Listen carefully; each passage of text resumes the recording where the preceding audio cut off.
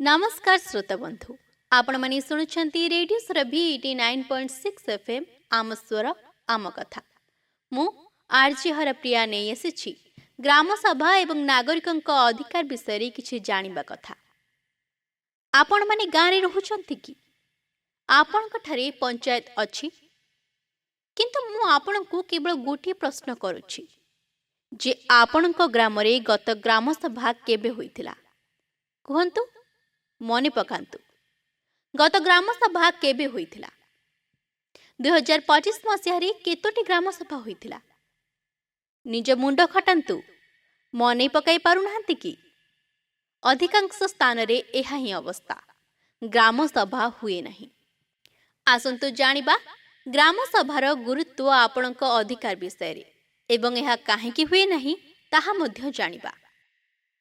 पंचायत राज अधिनियम रे ग्राम सभा काहेकि गठन करा जायछि ताहा आपणकु क्रमान्वये मु कहिबि। प्रथम, आपण जणे दायित्ववान नागरिक हेबा जरूरी एवं उत्तरदायी हेबा मध्य निहाती आवश्यक। महात्मा गांधी कहूतिले जे गाँर सरकार अर्थात गाँ लोक निज गाँर निष्पत्ति निजे नेबे, एथिपाई पंचायती राजर धारणा सृष्टि होइथिला। देखंतु, भारत सरकार संसद माध्यम चले, सेठारे सरकार नीति उपरे आलोचना हुए, सरकार निजर बजेट उपस्थापन करती, सांसद माने आलोचना करती, विरोधी दल प्रश्न उठाती, क्षमतासीन दल निजर कथा रखती, राज्यगुड़िकर विधानसभा मध्य एही सबु जिनिस हुए। जदि भारत सरकार लोकसभा किबा संसद द्वारा चले एवं राज्य सरकार विधानसभा द्वारा चले, तेबे गाँ सरकार किपर चलिब? तेणु गाँ सरकार ग्राम सभा द्वारा चलिब, अर्थात गाँ लोके एकाठी बसी निष्पत्ति नेबे जे कौन करिबाकु हेबो एवं कौन नुहे।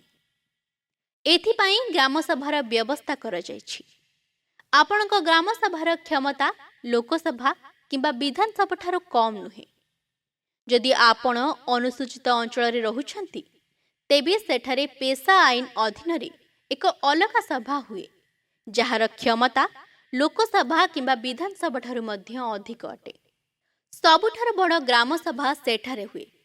सेठारे सरपंच अध्यक्ष हुअंती नहीं एवं अलगा कमिटी गठन हुए, जहाँ मु अन्य एक भिडियो रे कहिछि। एबे आमे पंचायतर साधारण ग्राम सभा विषय रे कथा हेउछु। ग्राम सभार व्यवस्था एथिपाई होइछि जे नियमित व्यवधान रे बैठक हेउ एवं समस्या गुड़िक उपरे आलोचना हेउ। प्रधानमंत्री आवास योजना रे काहार नाम आसिला आउ काहार नाम आसिला नहीं ओ काहेकि आसिला नहीं, जदि पूर्वरु कोठाबाड़ी थिबा लोकंकु घर मिलुछि किंबा बाहर लोकंकु भोट करी लाभ दिया जाउछि, एही सबु प्रसंग ग्राम सभा रे उठा जाई परिबो। गाँर रास्ता, ट्रेन, सफेई, स्ट्रीट लाइट बा अन्य योजनार लाभ न मिलिबा परी समस्या पाई ग्राम सभा अछि। एकाठी बसंतु, प्रसंग उठांतु, प्रश्न करंतु। पंचायतर बजेट कौन थिला एवं केउथिरे खर्च हैला पचारंतु। जणे सांसदंक भଳି यह जानिबार अधिकार आपणकर अछि, किंतु आपणकु आपणक अधिकार ही जणा नाही। ग्राम सभा समस्त पंचायत रे हुए नाही बोले आमे कहू नाहु। अनेक पंचायत एवं सरपंच भल काम करंती, किंतु दुखर सह आमे ही कड़ा सत्य कहिबु जे 75% रु अधिक पंचायत रे ग्राम सभा नियमित हुए नहीं। 25% पंचायत एपरि अछि जेउठारे केवल कागज पत्र रे ग्राम सभा होइथाय।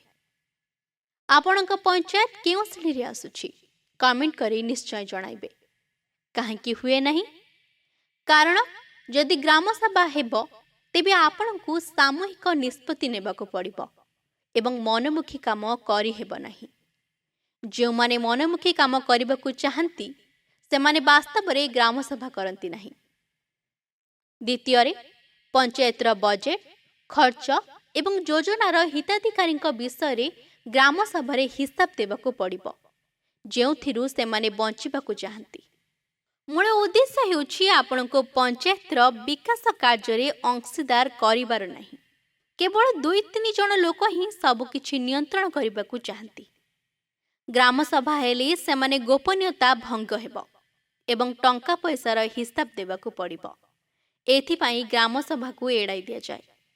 ଏଠାରୁ ନେଇ ଦିଲ୍ଲୀ ପର୍ଯ୍ୟନ୍ତ କେବଳ କାଗଜପତ୍ରରେ ଗ୍ରାମସଭା ହୋଇଥାଏ।